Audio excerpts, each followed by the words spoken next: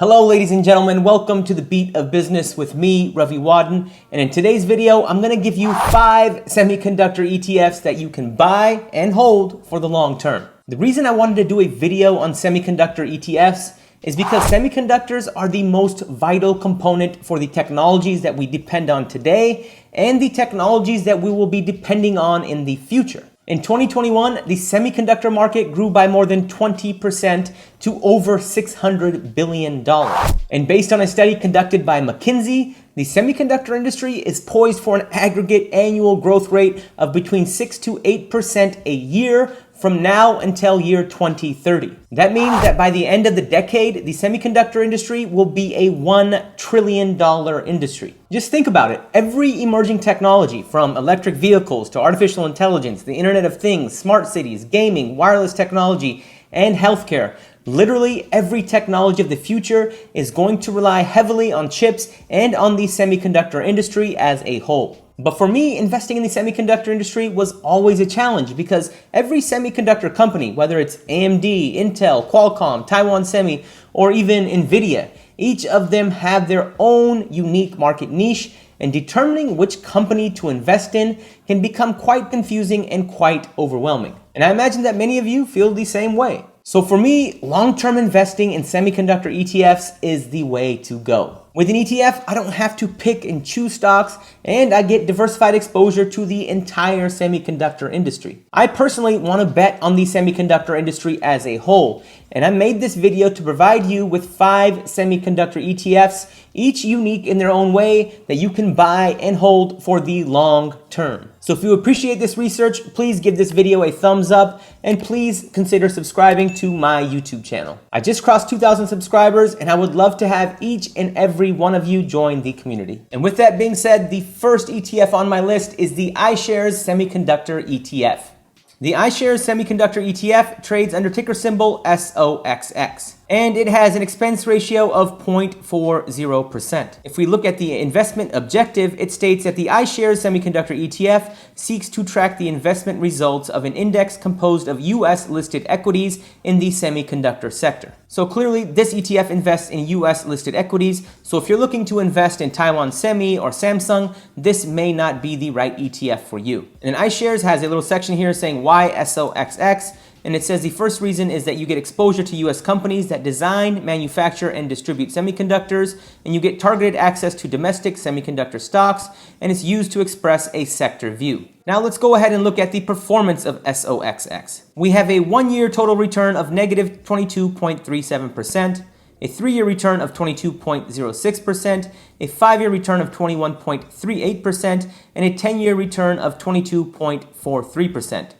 And since inception, this ETF has returned 9.19%. And if you wanted to look at the growth of a hypothetical $10,000, if you were to invest $10,000 into this ETF on Tuesday, July 10th, 2001, that $10,000 would have grown to $73,755.13. Now let's go ahead and move forward to the key facts of this fund. Currently, net assets of the fund stand at over a whopping $7 billion. It's traded on the Nasdaq exchange. We have a fund inception date of July 10th, 2001. Currently, there are 17.4 million shares outstanding, and we have a daily volume of 708,259 shares. All this means is that on any given day, there are about 708,000 shares either bought or sold of this ETF. And in this video, I'm just doing the highlights, so if you want to look at any of the other information, please feel free to pause this video. Moving on to the portfolio characteristics of this fund, there are currently 30 holdings in this fund, with a standard deviation of 26.11%, a price to book ratio of 5.17%, and a price to equity ratio of 20.79. And iShares is great because they do provide sustainability characteristics on each one of their funds. Now, we're not going to cover this in detail, but if you are into sustainability investing or ESG investing, please feel free to pause this video. And if we take a look at the fees section, this fund, as I already mentioned, has an expense ratio of 0.40%. And to use an example, if you were to invest $10,000 into this fund, you'd be paying $40 approximately in annual fees. In terms of the top 10 holdings in this fund, we've got Nvidia Corp at 8.28%, we've got Broadcom at 7.64%, we've got Intel at 6.77%, Texas Instruments at 6.54%, AMD at 6.36%, KLA Corp at 4.38%, Qualcomm at 4.28%, Analog Devices at 4.23%, Lam Research at 4.03%, and Microchip Technology at 3.98%. And I've noticed over the years that some people have trouble determining what the weight in the fund means. And a great example is to use $100. And if you were to invest $100 into this fund, $8.28 would go into Nvidia, $7.64 would go to Broadcom, $6.77 would go to Intel, so on and so forth. If we take a look at the exposure breakdowns of this ETF, it's 79.25% of it is exposed to semiconductors, and 20.58% of this fund is exposed to semiconductor equipment. Now, the second ETF on my list is the VanEck Semiconductor ETF. And the VanEck Semiconductor ETF trades under ticker symbol SMH. If we take a look at the fund description, it states that the VanEck Semiconductor ETF, ticker SMH, seeks to replicate as closely as possible before fees and expenses the price and yield performance of the MVIS US listed Semiconductor 25 Index, which is intended to track the overall performance of companies involved in semiconductor production and equipment. This fund has an inception date of December 20th, 2011, and has a 30-day SEC yield of 0.90%. Total net assets in this fund are also a whopping $7.1 billion, and the total number of holdings in this fund sit at 25. And anytime that you are researching an ETF, the number of holdings can simply be thought of the number of stocks that are within this ETF, or any ETF for that matter. And this fund has an expense ratio of 0.35%. So if you were to hypothetically invest $10,000 into this ETF, you would be paying $35 in expenses. And according to Morningstar, this fund has a rating of 5 stars. And if we look at the key points of this fund, it says highly liquid companies. It says the index seeks to track the most liquid companies in the industry based on market capitalization and trading volume. We've got industry leaders. So the index methodology favors the largest companies in the industry. And then we've got global scope. It says the portfolio may include both domestic and US listed foreign companies, allowing for enhanced industry representation. Now let's go ahead and look at the performance history of SMH. SMH has a 1-month return of negative 16.6%, a 3-month return of negative 24.4%, year-to-date performance of negative 34.04%, 1-year performance of negative 21.86%, and here's where things get a little bit better, 3-year performance of 23.81%, 5-year performance of 21.42%, 10-year performance of 21.9%, and since inception, this ETF SMH has returned 21.54%. Now, if we take a look at the top 10 holdings, Taiwan Semi is the largest holding in the fund, making up 11.35%. Nvidia Corp makes up 8.52%. Texas Instruments makes up 5.45%. Qualcomm makes up 5.39%. Intel makes up 5.32%. Broadcom 5.04%, ASML Holdings 4.92%, Analog Devices 4.67%, KLA Corp at 4.52%, and AMD at 4.4%. And the top 10 holdings make up 59.59% of this fund. In terms of country weightings, we've got 77.75% exposure to the United States, 11.35% exposure to the Taiwan region, 8.56% to the Netherlands, 2.27% to Switzerland, and the rest is held in cash or other. The third ETF on my list is the SPDR S&P Semiconductor ETF. And the SPDR S&P Semiconductor ETF trades under ticker symbol XSD. Currently, assets under management sit at a little over $1.142 billion, and XSD has an expense ratio of 0.35%. And if we look at the key features of this ETF, it states that the SPDR S&P Semiconductor ETF seeks to provide investment results that, before fees and expenses, correspond generally to the total return performance of the S&P Semiconductor Select Industry Index. It seeks to provide exposure to the semiconductor segment of the S&P TMI, which comprises the semiconductors sub-industry. And it seeks to track a modified equal-weighted index which provides the potential for unconcentrated industry exposure across large, mid, and small-cap stocks. And it allows investors to take strategic or tactical positions at a more targeted level than traditional sector-based investing. If you want to learn more about the benchmark, aka the index, it says that the S&P Semiconductor Select Industry Index represents the semiconductor segment of the S&P Total Market Index. The S&P TMI is designed to track the broad U.S. equity market. The semiconductor segment of the S&P TMI comprises the semiconductors sub-industry. The index is one of 21 of the S&P Select Industry Indices, each designed to measure the performance of a narrow sub-industry or group of sub-industries determined based on the Global Industry Classification Standard, aka the GICS. Moving forward to look at the fund information, this fund has an inception date of January 31st, 2006, so it's been around for a little over 15 years, and it has a gross expense ratio of 0.35%. Again, if you were to invest $10,000, your annual expenses for this fund, for holding this fund, would be $35. And in terms of fund characteristics, we have an estimated 3 to 5 year earnings per share growth of 18.39%. The number of holdings in this fund are currently sitting at 40, with a price to book ratio of 3.69 and a price to earnings ratio of 16.8. Now let's move forward and look at the fund performance of XSD. Over the past month, we have a return of negative 16.80%, quarter to date, negative 26.7%, year to date, negative 37.42%, and a 1 year performance return of negative 20.86%.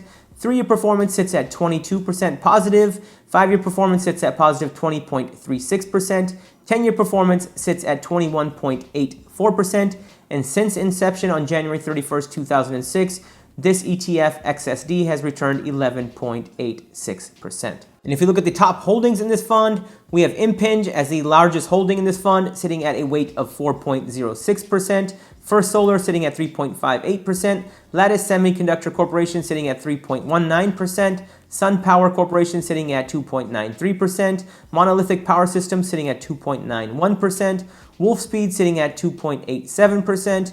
Macomb Technology Solutions Holdings sitting at 2.8%, Diodes Incorporated sitting at 2.78%, Ambarella Inc. sitting at 2.77%, and Texas Instruments sitting at 2.74%. The fourth ETF on my list is the Invesco Dynamic Semiconductors ETF. And the ticker symbol for the Invesco Dynamic Semiconductors ETF is PSI. So let's go ahead and look at the product details section for PSI. It states that the Invesco Dynamic Semiconductors ETF is based on the Dynamic Semiconductor Intellidex Index. The fund will normally invest at least 90% of its total assets in common stocks that comprise the index. The index is designed to provide capital appreciation by thoroughly evaluating companies based on a variety of investment merit criteria, including price momentum, earnings momentum, quality, management action, and value. The index is comprised of common stocks of 30 U.S. semiconductor companies. These are companies that are principally engaged in the manufacture of semiconductors. The fund and the index are rebalanced and reconstituted quarterly in February, May, August, and November. And in terms of the Morningstar rating for PSI, we've got a Morningstar rating of 5 stars. If you look at the fund characteristics, we have a price to earnings ratio of 13.59, a forward price to earnings ratio of 12.05, a price to book ratio of 3.7, and a return on equity of 33.78%, and an average market capitalization of $69.2 million. And under fund details, we already know the ticker symbol, which is PSI. We have a management fee of 0.50% and a total expense ratio of 0.56%. So again, if you were to invest $10,000, you'd be paying $56 a year in net expenses on this ETF. And we have an inception date of June 23rd, 2005, and the total number of holdings in this fund currently sit at 32. And if we want to look at the fund performance, let's scroll down and go to the fund history. We have a year-to-date return of negative 36.23%, a 1-year return of negative 23.66%, a 3-year return of 21.98% positive, a 5-year return of 19.05%, a 10-year return of 21.72%, and since inception, we have a total return of 12.19%. And these are always fun to do if you were to invest $10,000 into this fund on June 30th, 2012. That $10,000 would have grown to $71,343. And now let's go ahead and look at the top holdings in this fund. We have Qualcomm as the biggest position, sitting at 5.37%, NVIDIA at 5.34%, Texas Instruments at 4.98%, AMD at 4.97%, Analog Devices at 4.96%, Broadcom at 4.79%, Micron Technology at 4.39%, Intel Corp at 4.15%, Lattice Semiconductor Corp at 3.33%, and Excelis Technologies at 3.31%. The fifth ETF on my list is the First Trust Nasdaq Semiconductor ETF. And the First Trust Nasdaq Semiconductor ETF trades under ticker symbol FTXL. Let's go ahead and look at the investment objective and strategy of FTXL. It states that the First Trust Nasdaq Semiconductor ETF is an exchange-traded fund. The investment objective of the fund is to seek investment results that correspond generally to the price and yield before the fund's fees and expenses of an index called the Nasdaq US Smart Semiconductor Index.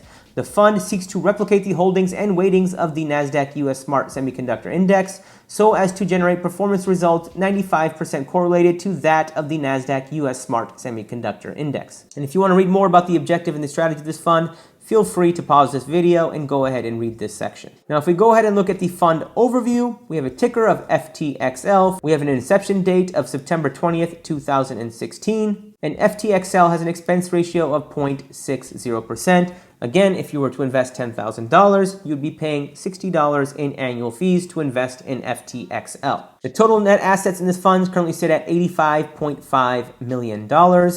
We have 1.4 million outstanding shares, and the total number of holdings in this fund currently sit at 30, excluding cash. The top holdings in this fund are On Semiconductor Corporation, sitting at 8.94%, Analog Devices sitting at 8.38%, Texas Instruments sitting at 8.29%, Broadcom sitting at 7.57%, Intel Corp sitting at 6.7%, KLA Corporation sitting at 4.34%, Qualcomm at 4.24%, Skyworks at 4.11%, Microchip Technology at 3.94%, and NXP Semiconductor sitting at 3.93%. And if we were to look at the growth of a hypothetical $10,000 invested on Tuesday, September 20th, 2016, that $10,000 would be worth $31,765.74 today. In terms of the fund performance, we have a 3-month performance of negative 24.24%, year-to-date performance of negative 34.35%,